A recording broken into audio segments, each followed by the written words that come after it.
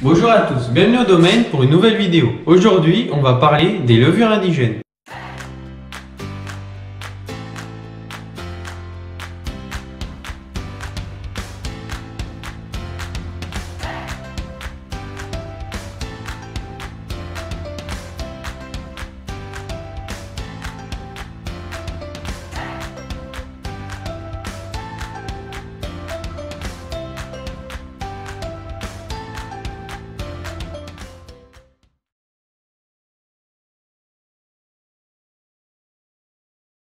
Les levures, c'est ce qui permet de faire le vin. Elles transforment le sucre contenu dans le jus que l'on sort du pressoir et le transforment en alcool.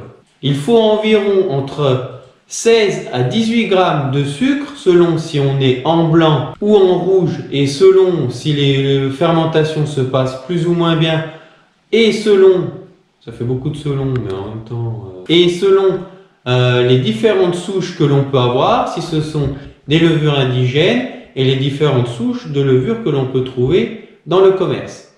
En fonction de ces paramètres, il faut entre 16 et 18 grammes de sucre pour faire 1% de volume d'alcool. Le rendement en alcool, c'est aussi un facteur qui peut nous décider à levurer une année. Par exemple, une année où on est un petit peu juste en quantité de sucre dans le vin, on peut choisir d'utiliser des levures du commerce avec un bon rendement en alcool, ce qui permettra de rajouter moins de sucre et à avoir un peu plus de degrés. Bon, on va pas gagner non plus des degrés complets, mais ça peut permettre de gagner quelques dixièmes, ce qui peut être intéressant.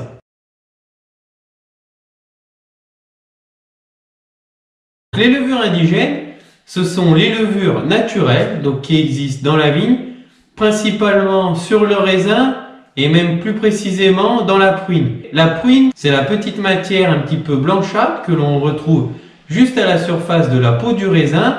C'est par exemple sur le raisin rouge, vous voyez bien, dès qu'on passe la main, il change de couleur, il devient plus foncé. Sur le raisin blanc, c'est exactement la même chose. Quand on passe la main, il devient un petit peu plus brillant. Donc c'est la matière que l'on enlève, c'est la pruine. Et donc les levures, elles se développent là-dessus. On peut les retrouver un petit peu partout, principalement dans le cuvage, donc surtout le matériel de cave, dans les fûts, sur les murs, partout où il y a pu gicler un petit peu de vin. Voilà, c'est potentiellement dans toute la cave que l'on peut retrouver des levures. Les cuves et tout le matériel de cave est nettoyé, il n'y a pas de salissure, c'est très propre, mais en revanche, ça n'est pas complètement désinfecté avec un produit désinfectant. Je désinfecte le pressoir pour qu'il soit bien propre et parce que sinon il a tendance à moisir avec l'humidité de la cave. Donc en le désinfectant, ça fait que après les vendanges, je le retrouve aussi propre pour les vendanges d'après. On désinfecte une cuve s'il y a eu un problème sur la cuve, mais on ne désinfecte pas systématiquement justement pour garder cette population de levures d'année en année. Sinon, ce qui nous obligerait à acheter des levures pour ensemencer nos cuves.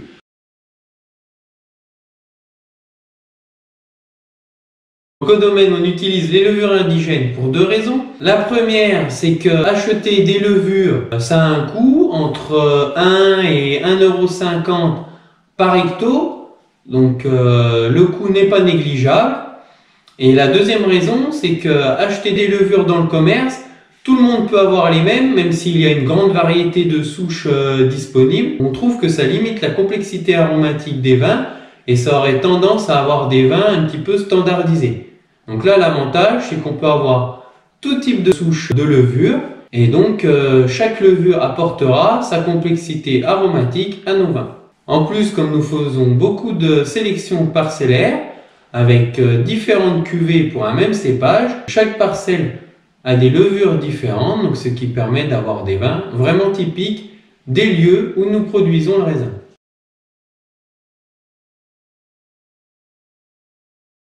Même si nous utilisons dans la majorité des cas des levures indigènes, il nous arrive parfois d'utiliser des levures achetées dans le commerce car les levures indigènes sont un petit peu plus difficiles à travailler, il leur faut vraiment des bonnes conditions et elles ont tendance à faire ce qu'on appelle des arrêts fermentaires.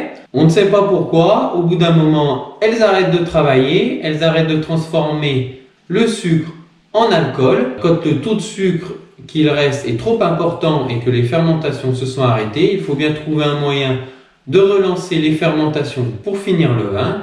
Donc à ce moment-là, on ensemence de levures que l'on a achetées, qui sont en général sélectionnées pour travailler dans n'importe quelle condition et qui permettent de finir les vins. Aussi, ça implique qu'il peut avoir des très bonnes levures, mais parfois on peut tomber sur des mauvaises, d'où l'intérêt de surveiller les vins régulièrement pour voir qu'il n'y ait pas de dérivats aromatiques et s'il y en avait, de pouvoir agir tout de suite, par exemple en sulfitant pour tuer les levures avec lesquelles on travaille et pouvoir en réensemencer des dont on est sûr qu'il n'y a pas de souci avec. Justement, pour éviter les problèmes d'arrêt fermentaire, on ajoute un produit qui s'appelle le sulfate d'ammonium. Donc c'est de l'azote assimilable par les levures. Ça permet de prévenir les risques d'arrêt fermentaire car ça favorise le développement des levures indigènes.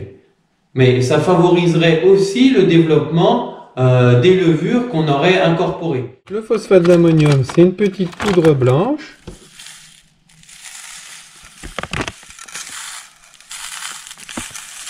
Ça apparaît sous cette forme. Donc on en met 20 grammes par hecto en deux fois 10 grammes. Une fois au début pour favoriser le développement des levures au départ. Et puis on en met une fois à mi-fermentation pour favoriser les levures et qu'il n'y ait pas d'arrêt fermentaire pour que les fermentations aillent jusqu'au bout. J'espère que cette vidéo vous a plu. N'hésitez pas à poser vos questions en commentaire.